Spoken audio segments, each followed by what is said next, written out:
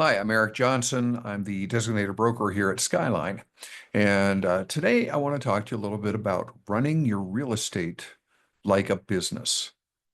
So, do you run yours like a business? There's a lot to think about there. So, let's think about traditional business. If you go to work for a large corporation, um, I worked for a big insurance company prior to deciding to become entrepreneurial and go to work in real estate. But one of the things I brought to the table was I had 17 years of very, very set expectations. There was no doubt about what I was going to do when I went into the office every day. It was there were several things I had to accomplish. First thing of the day, and I had to meet certain quotas. I had a manager who was I won't say breathing down my back, but they were certainly keeping an eye on what I was doing. They didn't micromanage me necessarily. I was pretty good at self-managing myself, but they still had to check in and see, okay, where are you on this project? Where are you on that? Whatever it might be.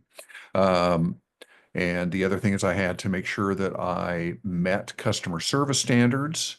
I had to go through quarterly reviews and annual reviews, that kind of thing. So let's think about it. If you were to go to work in a sales organization, maybe a small business that depended upon your ability to sell for them to pay their bills. They would hire you as a sales rep. And it could be that, I don't know what that might be, but you'd come into the office and you would probably, first thing in the day, is, begin prospecting for new sales. A lot of that would involve probably picking up the phone. Businesses that depend on sales don't wait for people to come to them. They actively pursue those folks. Uh, so so again, you would have certain expectations you'd have to meet, and you'd have people who were watching your numbers. So I want you to think about that in terms of you being the boss of a small business that is a sales organization, because that's what you are as a manager or as a broker, um, working for yourself, basically. So you got to be your own boss, and that means being honest with yourself. It means being tough with yourself. It means you still got to respect yourself and you got to love yourself, but don't get caught up in avoiding those first things where you set expectations for yourself and you go ahead and uh, call yourself on quotas that you're missing and figure out what you did wrong. What do you learn from certain activities? So, if I'm not going to say you have to do an 8 to 5 type job, but you may want to. I'm not going to say it's going to be Monday through Friday.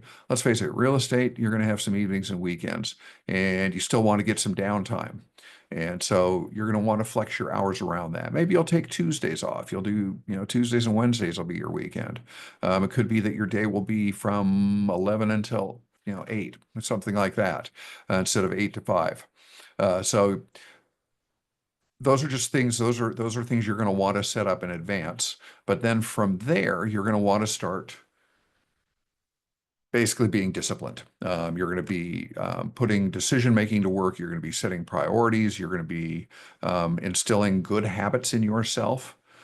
Probably time blocking. If you don't know what time blocking is, that's a lot of what you do when you go to work for a large corporation in a more traditional job. And that is that, you walk in the door, 8 o'clock, you're going to be doing something, whatever it is. It may go until, 9:30. And then 9:30, you're going to take a 15-minute break. And then at 9:45, you're going to start back up again. And the rest of the morning will be set doing something, whatever that might be. Now, in your case, it could be starting later, whatever it is. But what are you going to do first thing in the morning? Probably, maybe check in on some emails. It could be that you are going to be following up with various transactional things. There's a lot of different things that come up. But what I want you to do is focus on doing things where you are producing business first thing in the day. So Sphere marketing is going to be your number one way of building your business. Some of you don't have a huge sphere, you'll have to rely on some other things. But your sphere marketing, and I want you to watch the video that I've done on the 10-3-1 sphere networking method. But you're going to call 10 people, or you're going to um, call 10 people every day. You're going to write 3 handwritten notes to people every day, and you're going to have one face-to-face, either coffee or cocktail or something type of meeting. All of these with potential clients or people who you'd like to turn into potential clients or people who can refer clients to you. Okay, everybody has value to you. You've got to kind of refine that. You've got to make sure that you are in communication with them so they remember you as their top choice in real estate. Okay, so you're gonna break your day down into things. If you went to work for a team, you would be most likely starting cold calling at either 8 o'clock or 9 o'clock every single morning, approximately 3 hours. That's just part of being on a team. You have to do that. They're not going to give you leads if you're not out there actually helping them develop leads. Well, why wouldn't you do this for yourself if you were your own team leader? If as a single person, you can be your team leader, you can be your manager, you can be your employee, you can be your sales rep. Okay. So go ahead and set up your day that way. So the first 3 days would be spent actually trying to call for leads, prospecting, cold calling, whatever it might be. Different teams will do it a little differently, but a lot of them basically pick up the phone and start calling from lists that they receive of people who might be in a position to sell their home. Work with your title company, find out which homes are most likely to sell in a given neighborhood in the next year and make those your cold calls. I know some people who first thing they do is they start calling expireds every single morning. If you don't know anything about calling expireds, I recommend that you go on to the David Knox real estate training videos and look for expired videos and kind of learn those methods. And then you can work within the Northwest MLS to actually have expireds come to your email every single day. Um, so after you've done your 3 hours of prospecting, whatever it might look like, cold calling, calling expireds, chasing down every single for sale by owner out there, whatever it is, that you're going to be building your business. Make sure that it includes your sphere prospecting first thing. That is the thing you want to eat first. Okay. Then you'll move on. That's your appetizer. Then you'll move on to the entree of the other things, and then dessert is when you actually get to go meet with people, or maybe go show houses or whatever it might be.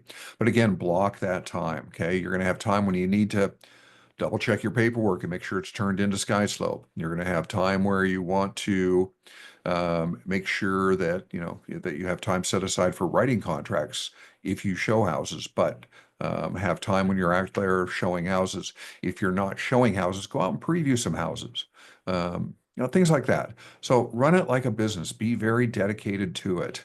It's real easy to slip into, I've got this free time. I'm going to go ahead and goof off, whatever it might be. And nothing wrong with taking some downtime. Like I said earlier, you've got to have your equivalent of your weekend, equivalent of your evening, whatever it might be, where you can catch your breath a little bit. But that said, don't make it all the time, and be disciplined about it. Set your schedule and live to that schedule. Okay. Um, Another thing I want to talk to everybody about is the idea of what we call leading with revenue.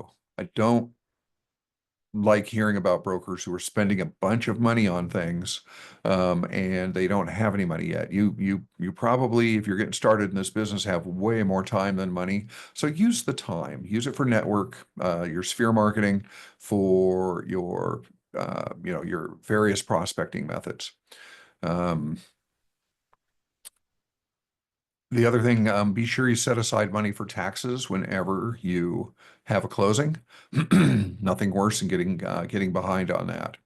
I do recommend that you constantly take training. If you've got free time and you are within that structure of a day, and you don't have anything going on for whatever reason, you don't have any houses to show, you don't have any paperwork to write up, you don't have any paperwork to submit to SkySlope.